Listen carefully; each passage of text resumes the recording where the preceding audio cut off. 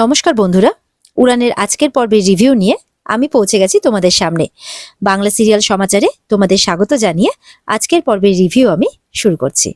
আচ্ছা, হোটেলে গিয়ে তো মহারাজ কোনো খোঁজ পায় না। এবার মহারাজ জয়ন্তকে ফোন করেছে যে এনি আপডেট। তখন জয়ন্ত বলছে, না রে, কোনো খবর এখনো পাইনি।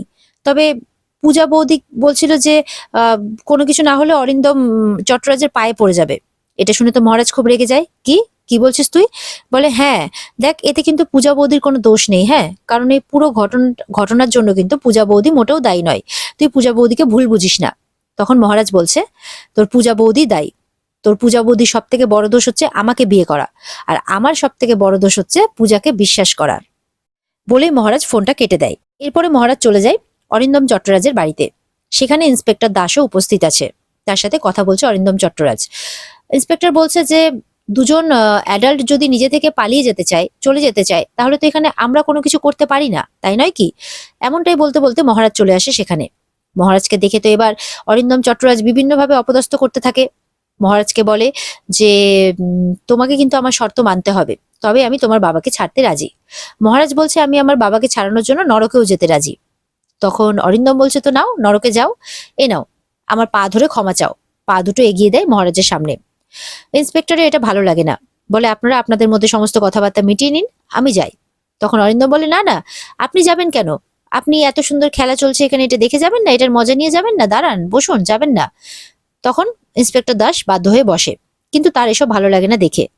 মহারাজকে বলে, এই নাও, তোমার নরকটা বোধহয় এখানেই। পা দুটো ধরো, ধরে ক্ষমা চাও।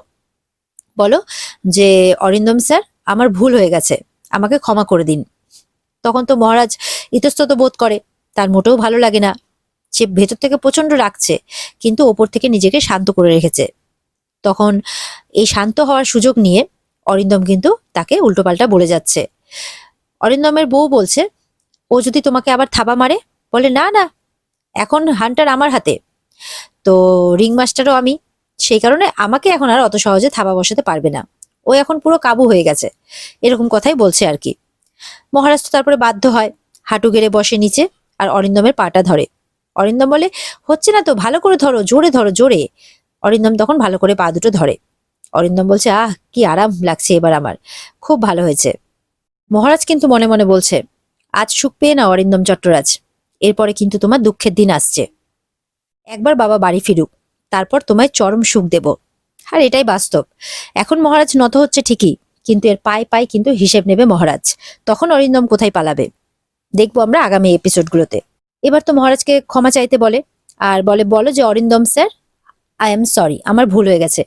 মহারাজ বাধ্য হয়, মুখ থেকে শব্দ বেরোচ্ছে না, কিন্তু তাও বাবার কথা ভেবে সে এমনটা বলতে রাজি হয়। এরপর ইন্সপেক্টরে কিন্তু একদম ভালো লাগে না। মহারাজকে বলে, ওঠো মহারাজ, ওঠো, অনেক হয়েছে, ওঠো। তারপর মহারাজকে ওঠায়। মহারাজও অনেক কষ্টে নিজেকে কিন্তু কন্ট্রোল করে রেখেছে, কারণ ভেতর থেকে সে প্রচন্ড রেগে আছে। অরিন্দম চট্টরাজ এই দানবের মতো মানুষের পায়ে হাত দেওয়া মহারাজের জন্য কিন্তু চরম আত্মসম্মানের। এই আত্মসম্মানটা কিন্তু শুধুমাত্র মহারাজ তার বাবার জন্য বিসর্জন করছে। এরপর মহারাজ বলছে, চলুন তাহলে এবার থানাতে, আপনার কাজ তো হয়ে গেছে, চলুন এবার বাবাকে ছাড়াতে হবে। তারপর অরিন্দম চলে যায় মহারাজের সাথে থানাতে। মহারাজকে দেখে ওর বাবা একটু খুশি হয় যে, মহারাজ, তুই শিব আর চিয়ার খোঁজ পেয়েছিস?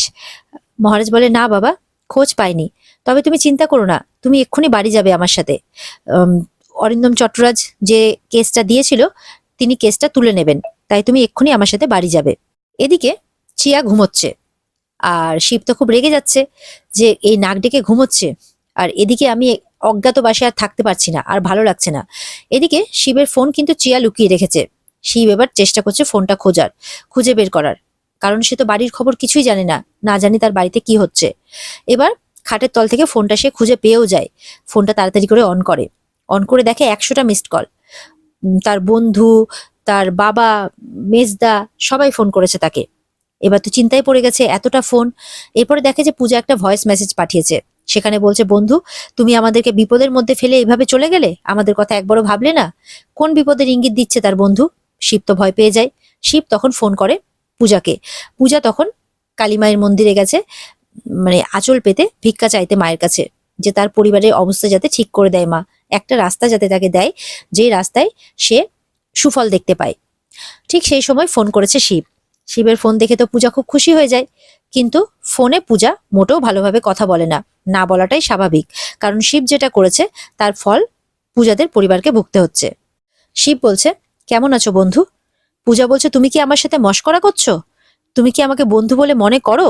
শিব তখন বলছে, মেজো বৌদি কি বলছো? বলে, হ্যাঁ মেজো বৌদি, তবে এই সম্বোধনটাও না আর বেশি দিন থাকবে না।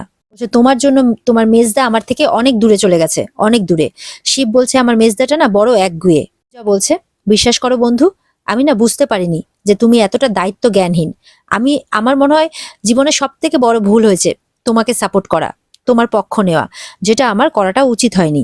তুমি এতটা ইনসেনসিটিভ, হৃদয়হীন, আমি সত্যি বুঝতে পারিনি। বাড়ির প্রত্যেকটা মানুষ যখন তোমার আর চিয়ার বিয়ের বিপক্ষে ছিল, তখন আমি তোমাদের পাশে দাঁড়িয়েছিলাম। পূজা বলছে, আমি বড্ড ভুল করেছিলাম। শিব বলছে, বন্ধু তুমি বলো না কি হয়েছে? পূজা বলে, কি হয়েছে? তুমি জানো কি হয়েছে? তুমি আর চিয়া মিসিং, তোমাদের খুঁজে পাওয়া যাচ্ছে না। সেই জন্য বাবাকে থানাতে ধরে নিয়ে গেছে পুলিশে। বাবা থানাতে রয়েছেন, ওখানে বন্দি রয়েছেন বাবা। চিয়া চট্টরাজের বাবা অরিন্দম চট্টরাজ, তুমি নাকি তার মেয়েকে কিডন্যাপ করেছো, সেখানে নাকি বাবার হাত রয়েছে। সেই জন্য সেই কিডন্যাপিং এর কেসে বাবাকে নিয়ে গেছেন। জানি না আমরা বাবাকে ছাড়াতে পারবো কিনা। শিব তো এটা শুনে অবাক হয়ে যায়। পূজা বলে, হ্যাঁ আজকাল এই কেসটা কোর্টে উঠবে, এরপরে বাবাকে কোর্টে দৌড়াদৌড়ি করতে হবে, তারপরে বাবা থানা থেকে ডাইরেক্ট জেলে যাবে, আর এই সব কিছু হবে শুধুমাত্র তোমার জন্যে। চিয়ার ফোন তো ঘুম তো ততক্ষণে ভেঙে গেছে, দেখছে শিব ফোনে কথা বলছে। চিয়া তো অবাক হয়ে যায়। পূজা বলছে, এই সবকিছুর জন্য শুধুমাত্র তুমি দায়ী বন্ধু। হ্যাঁ, আজকের এই পরিস্থিতির জন্য একমাত্র যদি কেউ দায়ী হয়ে থাকে তাহলে সেটা হচ্ছে তুমি। শিব বলছে, তুমি আমাকে বলো বন্ধু যে আমাকে কি করতে হবে, তুমি শুধু বলো, আমি সবকিছু ঠিক করে দেব, আমি এক্ষুনি আসছি। পূজা বলে, একটাই রাস্তা আছে, তুমি আর চিয়া ফিরে এসো, তাহলেই সবকিছু ঠিক হয়ে যাবে। বলে, আমি এক্ষুনি আসছি। তখন চিয়া বলছে, আসছি মানে? যাচ্ছ মানে তোমাকে যেতে দেবে কে? যেতে দিলে তো তুমি যাবে। তখন শিব এমন রেগে যায়, চিয়াকে চর মারতে যায়, দিয়ে আবার হাতটা থেমেও যায়। তখন পূজা ফোনে কিন্তু শুনতে পাচ্ছে। পূজা বন্ধু বলে ডেকে ওঠে, বলে, এটা তুমি কি করছো শিব? শিব বলে, না বন্ধু না, আমার শরীরে তো আর অরিন্দম চট্টরাজের রক্ত বইছে না, আমার শরীরে সুবিনয় মুখার্জির রক্ত বইছে, মেজদার রক্ত বইছে, তাই এত খারাপ কাজ আমি করব না, তবে আমি এক্ষুনি আসছি, তুমি চিন্তা করো না। এরপরে চিয়া কোনো কিছু বলতে গেলে চিয়াকেও বলে, আর একটাও কথা তুমি বলবে না, চলো আমার সাথে। পূজা আবারও ঠাকুরের কাছে প্রার্থনা করতে থাকে, আর এটা বলতে থাকে মাকে যে কিভাবে মিস্টার মাথা গরমের মন জয় করবে, কি করলে ওনার মন গলবে। পূজা তো কিছু বুঝতেই পারছে না, সমানে কাঁদছে। যে যাই করুক না কেন, ভালো মন্দ সবটাতেই উল্টে খারাপই হচ্ছে। এদিকে তো অরিন্দম চট্টরাজ মহারাজ এবার বলছে যে, নিন এবার আপনার পালা, আপনি যেটা চেয়েছিলেন আমি দিয়ে দিয়েছি, আপনি পেয়ে গেছেন, এবার বাবাকে ছাড়ান। অরিন্দম চট্টরাজ তখন সুবিনয়কে বলছে, জানো তোমার ছেলে যেরকম মারধর করতে পারে, তেমনি আবার পায়েও পড়ে যেতে পারে। মানে তার পায়ে যে মহারাজ পড়েছিল সেটা সুবিনয়কে বলে দেয়। সুবিনয় তো এটা শুনে মোটেও ভালো লাগে না, আর মহারাজ অবাক হয়ে যায়, সে ভাবতে পারেনি যে অরিন্দম এই কথাটা তার বাবাকে বলে দেবে। মহারাজ বলছে, বাবা আমি তোমার জন্য সবকিছু করতে পারি, তুমি চিন্তা করো না। তার বাবার তো মনটা খারাপ হয়ে যায়, স্বাভাবিক। এরপরে কিন্তু অরিন্দম তার মতটা পাল্টে দেয়, বলছে যে আমার একটু মুড হচ্ছে না যে সুবিনয় দাকে আমি এখান থেকে বের করি। পুলিশও কিন্তু অরিন্দমের কথাতে অবাক হচ্ছে, আর মহারাজ তো রেগে যায়, দিয়ে অরিন্দমের দিকে তাকিয়ে থাকে। আর এখানে আজকের পর্ব শেষ হয়ে যায়। তো বন্ধুরা, এই ছিল আজকের পর্বের রিভিউ। যদি ভালো লেগে থাকে তাহলে অবশ্যই পর্বকে লাইক, কমেন্ট আর সাবস্ক্রাইবটা করতে কিন্তু ভুলবে না বন্ধুরা। দেখা হবে আগামীকালকে নতুন পর্বের রিভিউ নিয়ে। অপেক্ষায় থেকো সবাই, আর এই পর্বের বিস্তারিত দেখার জন্য অবশ্যই যথাসময়ে সবাই স্টার জলসার পর্দাতে নজর রাখবে। তাহলে সবাই ভালো থেকো, আজকের মতো টাটা।